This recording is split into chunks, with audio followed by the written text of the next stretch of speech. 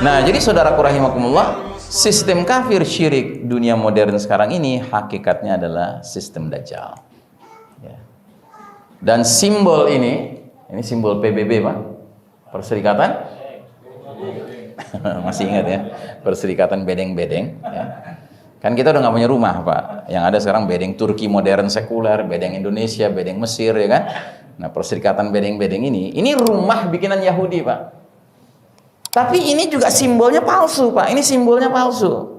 Simbol sebenarnya apa? Ini simbol sebenarnya, Pak. Novus Ordo Seclorum. Rencana bikin piramida itu. Kenapa demikian? Kenapa nggak terang-terangan? Karena memang begitulah Yahudi. Yahudi mirip sama munafik, Pak. Dijelaskan dalam surat Al-Hasyr, la yuqatilunakum jami'an illa fi quran muhassanatin aw min wara'i judur. Kaum Yahudi, kaum munafik tidak akan memerangi kalian secara direct, secara langsung, kecuali di balik benteng yang kokoh atau di balik tembok yang tebal, dinding yang tebal. Nah, salah satu benteng kokoh mereka apa? PBB. Tempat bersembunyi Yahudi itu PBB. IMF, World Bank, ya kan? Itu tempat-tempat bersembunyi Yahudi. Termasuk USA, United States of America. Amerika itu bukan musuh kita, Pak. Musuh kita yang berlindung di baliknya. Yahudi itu paling pengecut, Pak. Nggak berani dia terang-terangan lawan kita. Makanya konon kabarnya di seluruh dunia ini cuman angkatan bersenjata Israel lah yang pabrikasi celananya sekaligus ada pampersnya, Pak. Gitu. Iya, terkencing-kencing mereka kalau udah ngadepin mujahidin, ya, mukminin, ya.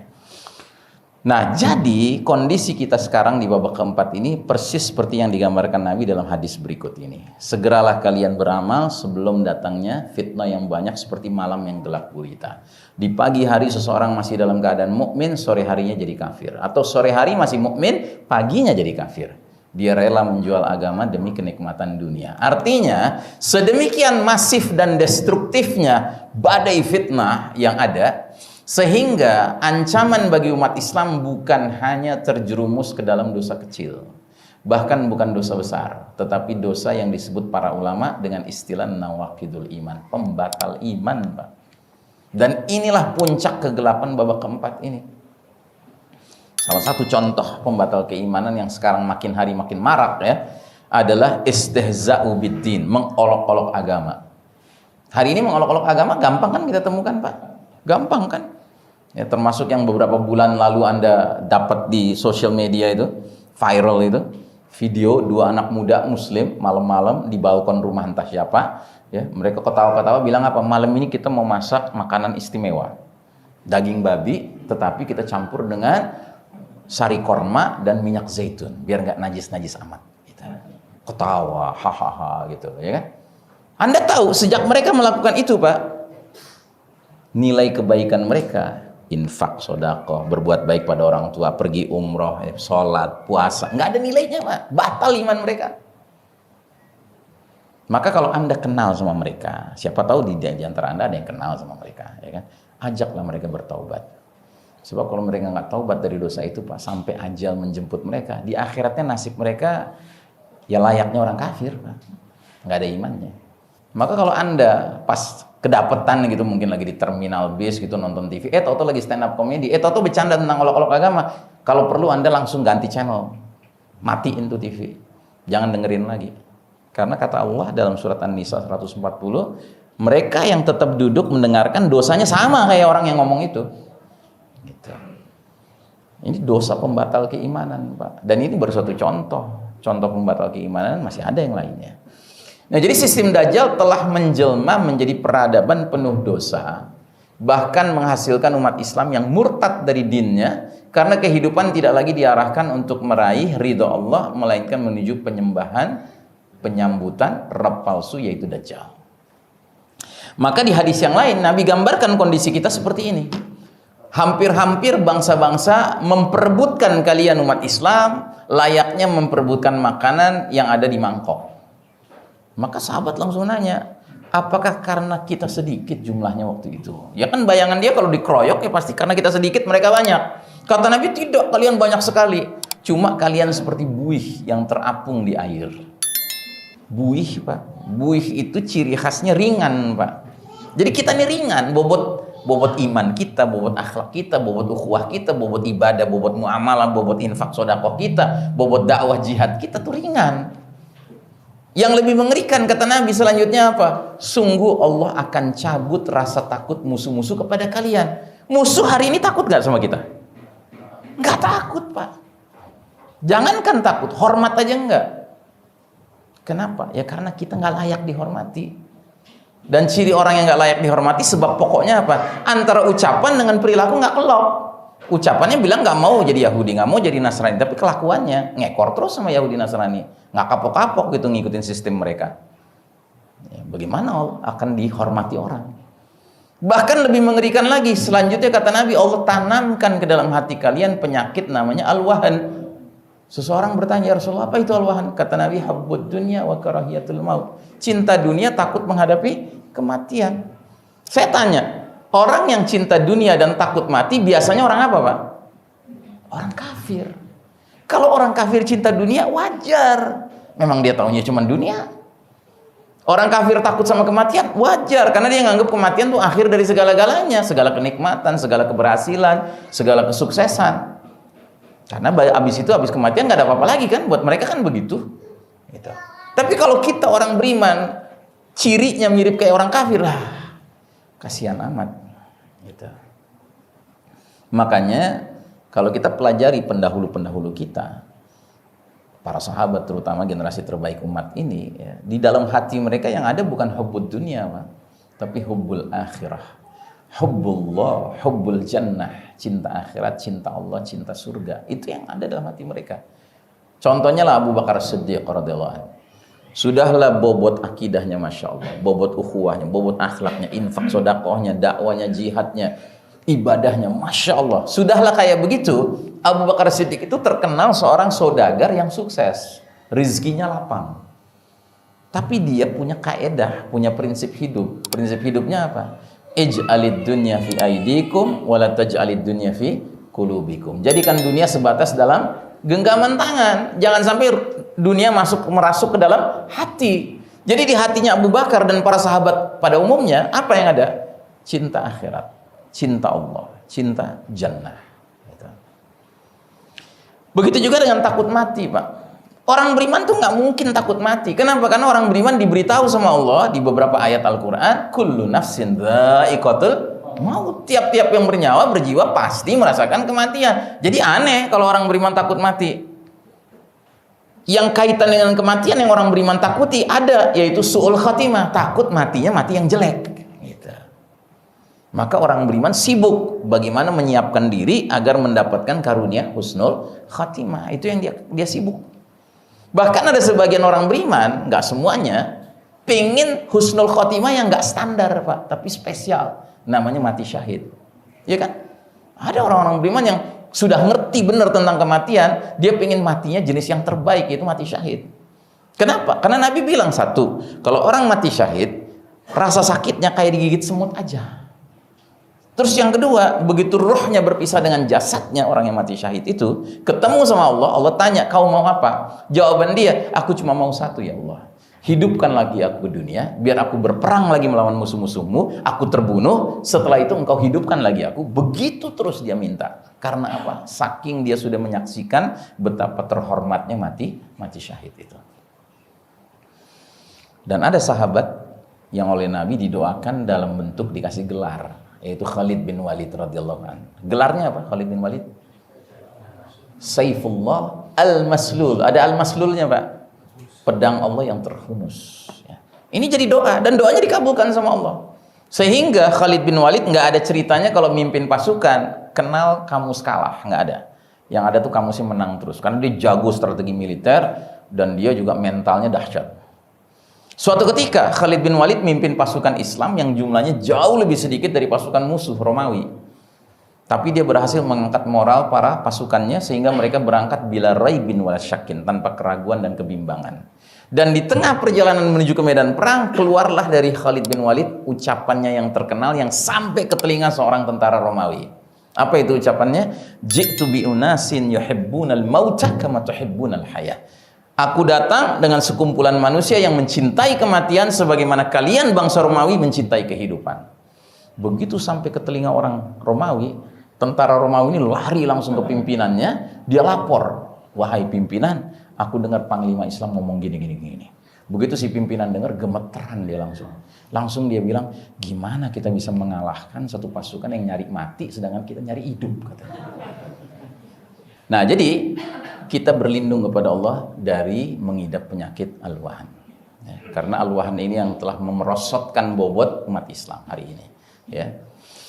Inilah babak di mana umat Islam mengalami fitnah-fitnah, ujian-ujian yang kian memuncak sampai keluarnya puncak fitnah alias fitnah paling dahsyat sepanjang zaman, yaitu fitnah Dajjal. Nabi bersabda, sungguh semenjak Allah menciptakan anak cucu Adam, tidak ada fitnah lebih dahsyat dari fitnah Ad-Dajjal. Dalam hadis yang lain Nabi bersabda, sungguh fitnah sebagian kalian lebih aku takutkan dari fitnahnya Dajjal, dan tidaklah seseorang selamat dari rangkaian fitnah tersebut melainkan dia pasti selamat pula dari fitnah berikutnya. Dan tidak ada fitnah yang dibuat sejak adanya dunia ini, baik fitnah yang kecil maupun fitnah yang besar, kecuali dalam rangka menyambut kedatangan fitnah Dajjal. Sementara ulama-ulama yang peduli akhir zaman berpendapat Dajjal tampak-tampaknya sudah di pengkolan jalan. Artinya kemunculan Dajjal kelihatannya nggak lama lagi. Kalau dia puncak fitnah, Pak, berarti ibarat gunung, kita makin lama makin nanjak nih, Pak. Jadi nggak bermaksud menakut-nakuti ya Pak ya. Tapi kalau Anda merasakan sekarang fitnah itu pahit, berat ya, nyesekin gitu kan, esok lebih berat lagi, lusa lebih berat lagi Pak. Bukan bermaksud menakut-nakuti gitu. Tapi memang kelihatannya skenarionya begitu ya. Nah, yang lebih mengkhawatirkan lagi, sekalipun oknum Dajjalnya belum keluar, namun umat Islam di dalam sistem kafir syirik dunia modern dewasa ini harus menghadapi fitnah yang kata Nabi Muhammad SAW lebih beliau takuti menimpa umat Islam tenimbang fitnah Dajjal. Apa itu? Dalam hadis dibawakan oleh Abu Dzar Al-Ghifari radhiyallahu an, dia berkata, suatu ketika aku berjalan dengan gandengan tangan bersama Rasulullah SAW menuju rumah beliau.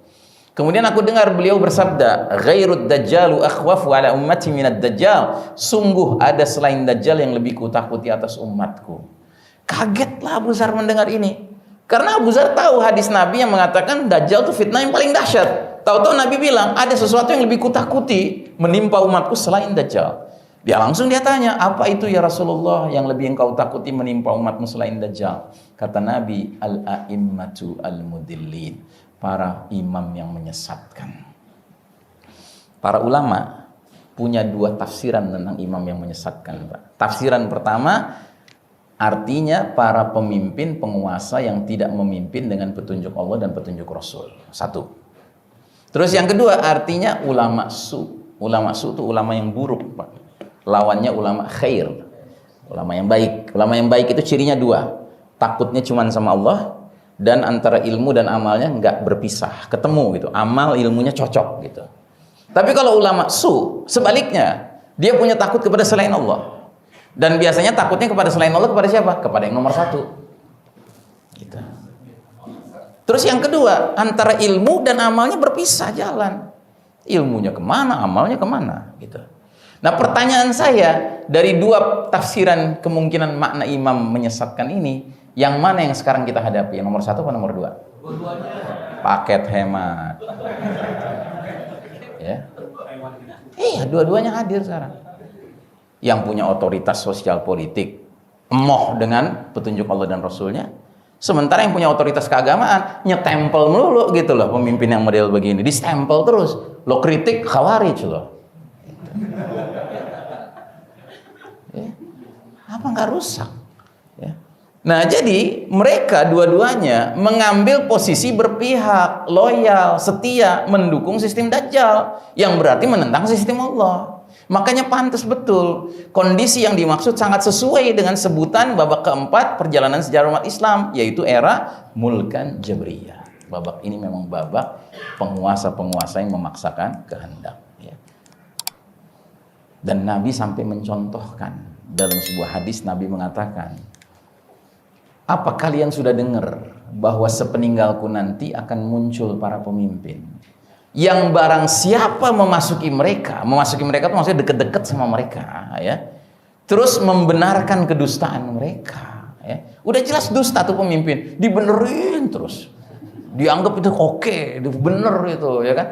Dan menolong kezaliman mereka. Udah zalim ditolong lagi. Ditolong itu dalam arti bukan disuruh taubat, tidak. Dia makin mendukung gitu kezalimannya. Kata Nabi, 3 hal ini kalau dikerjakan orang yang ngaku muslim menghadapi pemimpin model begitu, dia akan dapat 3 kesialan. Kesialan pertama, falaisa minni. Aku nggak anggap dia sebagai golonganku. Nggak dianggap sebagai golongan Nabi Muhammad SAW. Terus yang kedua, walastu minhu. Dan aku bukan termasuk golongan dia. Nabi nggak mau dikait-kaitkan sama dia. Terus yang ketiga, dia tidak akan mendatangi telagaku. Telaga Nabi Muhammad SAW itu dijuluki Al-Haud. Satu air, telaga, ya kan? Yang Nabi akan berdiri di hari berbangkit nanti, membagi-bagi segelas demi segelas, secangkir demi secangkir kepada umatnya. Dan barang siapa umat muslim yang dapat air dari telaga Nabi itu, kata Nabi dalam hadisnya, nggak akan haus selama-lamanya di padang mahsyar. Gitu. Dan akan ada sebagiannya yang Nabi lihat, oh dia berwudu nih, ini berarti umatku, dipanggil sini sama malaikat dihalau, nggak boleh mendekat ke Nabi. Nabi bilang itu umatku. Engkau tidak tahu apa yang mereka kerjakan setelah engkau wafat. Rupanya mereka kerjakan apa? Kolaborasi sama pemimpin-pemimpin zalim. Gitu. Nah, tapi sebaliknya kata Nabi, barang siapa ya tidak memasuki mereka, jaga jarak dengan mereka, nggak dekat-dekat sama mereka, tidak membantu kezaliman mereka, dan tidak membenarkan kedustaan mereka, dia akan dapat 3 keutamaan. Pertama, fahuwa minni, dia termasuk golonganku, diaku sama Nabi sebagai umat Muhammad SAW. Wa ana minhu, dan aku termasuk golongan dia. Nabi mau dikait-kaitkan dengan dia. Dan yang ketiga, dia akan mendatangi telagaku. Ya. Jadi jelas dalam Islam itu bukan berarti pemimpin kudu ditaati mulu gitu. Jenis yang mana pemimpin yang ditaati? Jenis mana yang kita harus jaga jarak? Nah, kita sekarang hidup di babak keempat, Pak. Babak yang paling kelam dalam sejarah umat Islam. Babak di mana umat Islam babak belur. Gitu. Nah, di era seperti ini kunci masalah ada di mana diantaranya? Di pemimpinnya. Di situ masalahnya. Nah, jadi era mulkan jabriyatan, di mana sistem Dajjal bentukan kaum kafir Yahudi Nasrani sedang menguasai dunia, didukung oleh para imam-imam yang menyesatkan tadi, telah melahirkan peradaban penuh dosa sehingga memurtadkan banyak umat Islam. Era badai fitnah yang menyebabkan dunia menjadi seperti sepotong malam gelap gulita, berawal dari kegelapan yang sifatnya maknawi, yang akan bertambah pekat sampai titik di mana Allah Ta'ala mentakdirkan datangnya kegelapan secara fisik. Ya. Dunia akan benar-benar menjadi gelap secara fisik karena diselimuti oleh kabut asap dukhan. Allah menyebut dukhan sebagai azab yang pedih. Dukhan menandai awal mula hadirnya 10 tanda besar kiamat. Di ayat yang tadi dibacakan oleh qari kita, ayat 11, Allah berfirman, yaghshan nas hadza adzabun alim. Dukhan akan meliputi segenap manusia, inilah azab yang pedih, ya. Jadi Nabi terus menerangkan, dukhan membuat orang beriman seperti kena flu. Sementara dukhan membuat orang kafir membengkak sehingga keluar cairan dari kedua telinganya. Kalau bahasa Ali bin Abi Thalib lebih tegas lagi, dia bilang asap dukhan menghembus orang kafir sampai binasa. Kalau anaknya Umar bin Khattab, Abdullah bin Umar mengatakan, kabut asap dukhan ini masuk ke telinga orang kafir dan munafik sehingga kepala mereka, kafir dan munafik itu dirasakan seperti kepala hewan terpanggang. Ya, jadi azab bagi orang kafir dan munafik. Bagi kita kesulitan, tetapi bukan azab. Ya, kesulitan yang menuntut kesabaran. Jadi babak mulkan Jabriyah di mana sistem Dajjal menggurita secara global telah melahirkan peradaban manusia yang mempertontonkan kesombongan, kemungkaran, kemaksiatan, kezaliman, kesyirikan, kemunafikan, kekufuran yang luar biasa terhadap Allah Rabbul Alamin. Ketika Allah menilai peradaban ini sudah melampaui batas, Allah yang maha pemberi balasan akan menimpakan azab pedih berskala dunia. Bayangkan saja, dulu yang namanya perilaku liwat itu homoseksual hanya terjadi di 7 kota, 1 negeri namanya Sodom, ya, zaman Nabi Lut. Sehingga apa yang dikerjakan, apa yang Allah lakukan kepada kaum ini, Allah kirim malaikat Jibril dan malaikat yang lain, ya kan, untuk menjungkir balikan negeri itu. Terus dihantam dengan batu-batu yang berjatuhan dari langit, ya. Itu dulu. Sekarang Pak, Anda tahu sudah 23 negara di seluruh dunia yang melegalkan nikah sejenis. Dengan persebarannya Kanada semuanya, Amerika Serikat semuanya, Amerika Selatan sebagiannya, Eropa semuanya, Afrika Selatan seluruhnya, Australia, Selandia Baru. Ya. Jadi bukan satu negeri lagi Pak, udah banyak negeri sekarang menghalalkan LGBT. Kira-kira kalau Allah azab kayak apa itu azabnya? Ya pantas kalau skalanya skala dunia. Tapi kita yakin Pak bahwa kalau datang ad-dukhan itu yang kata Allah adalah azab yang pedih, justru ini maknanya wa makaru wa makarallah wallahu khairul makirin. Orang-orang kafir bikin tipu daya. Apa tipu dayanya? Novus Ordo Seclorum, New World Order, sistem Dajjal. Tetapi Allah akan balas tipu daya mereka dengan cara apa? Allah matikan tuh teknologi canggih. Jadi teknologi canggih itu mati, itu bikin mereka panik Pak, panik mereka. Karena mereka andalannya untuk bisa menyesatkan umat manusia ini ya teknologi. Dan juga untuk bisa menzolimi umat Islam. Kan di mana-mana kita sekarang umat Islam diperangi itu dizolimi Pak. Kita bukan perang yang adil, yang fair sekarang. Sementara para mujahidin cuman pakai RPG, pakai M16, pakai AK-47, mereka di ruang AC Pak pakai gini, pakai mouse. Mereka nggak pergi ke medan perangnya, kirim drone aja, pakai rudal nempel di drone-nya. Kayak main game aja Pak. Oh, kayak target lock, jeger. Ratusan mujahidin mati dengan ibu-ibu, dengan anak-anak. Kalau ditanya kenapa ibu-ibu anak-anak mesti kena, ya nggak bisa dielakkan, gampang aja mereka ngomongnya. Tapi kalau nanti sudah nggak ada teknologi canggih Pak, kan jadi fair kita kan, jadi seimbang kan kita. Baru kaidah Betawi boleh kita pakai di situ. Lo jual, gue borong, gitu. Dengan syarat kitanya latihan, kitanya persiapan, ya. Nah, jadi saudaraku rahimakumullah, badai fitnah dukhan dan fenomena alam lainnya ternyata justru membawa kepada kondisi yang mengisyaratkan Allah Ta'ala akan segera menggulirkan kembali kepemimpinan dunia kepada kaum beriman sesudah kaum kufar berjaya, namun memanfaatkan kejayaan itu untuk menebar kegelapan dan kezaliman. Jadi ayat ini akan berlaku lagi. Demikianlah hari demi hari masa kejayaan dan keruntuhan kami pergilirkan di antara manusia agar mereka mendapat pelajaran. Cuma bedanya yang kemarin itu pergilirannya dari sini ke sini, dari atas ke bawah, nanti dari bawah ke atas, ya. Kita berpindah. Dengan catatan bahwa perpindahan itu, ya, perpindahan dari babak keempat era Mulkan Jabriyah kepada era Khilafah alamin haji nubuwah harus melewati masa transisi yang tentunya banyak kesulitan-kesulitan yang harus kita hadapi. Penuh ujian, ya, ada hantaman keras dari langit, ya, jatuhnya meteor, ada dukhan, kabut asap, ada pembenaman bumi di timur di barat, ada perang-perang yang dipimpin Al-Mahdi yang kita harus terlibat di dalamnya, ada Dajjal yang harus kita hadapi, dan ada Ya'juj wa Ma'juj, ya. Semua ini bagian dari prinsip inna ma'al usri yusron, bersama kesulitan ada kemudahan. Tapi sekali lagi, sekalipun kita yakin dukhan itu awal mula kesulitan untuk kemudian mendatangkan kemudahan, jangan kemudian Anda berpikir kalau gitu praktis saja Ustaz, saya akan doa ya Allah segerakan datang dukhan, gitu. Jangan, ya. Kita jangan nantangin azab Allah Ta'ala, ya. Kita tetap khawatir kalau azab itu datang. Yang kita boleh minta adalah kita minta agar Allah berikan kita istiqomah, kesabaran ketika bencana-bencana itu mulai berdatangan. Dan semoga kita termasuk hamba-hamba Allah yang terpilih bisa bergabung dengan Amirul Mukminin fi akhir zaman. Itu yang harus kita minta kepada Allah Ta'ala. Dan sebelum saya tutup, seperti biasanya, saya ajak antum kalau ingin mendalami ilmu akhir zaman, ada buku-buku yang kami rekomendasikan. Ada buku Ensiklopedia Akhir Zaman, ada buku Negeri-Negeri Akhir Zaman, ada buku 400 Hadis Akhir Zaman, ada Misteri Dajjal Akhir Zaman, dan ada Kita Berada di Akhir Zaman. Ini tersedia di luar. Demikianlah saya kembalikan kepada pembawa acara. Ya, mudah-mudahan apa yang kita pelajari siang pagi hari ini, Allah berikan keberkahan ilmu, ya, sehingga bermanfaat dunia akhirat. Wassallallahu ala nabiyyina Muhammadin wa ala alihi wa sahbihi wasallim tasliman. Walhamdulillahirabbil alamin. Wassalamualaikum warahmatullahi wabarakatuh.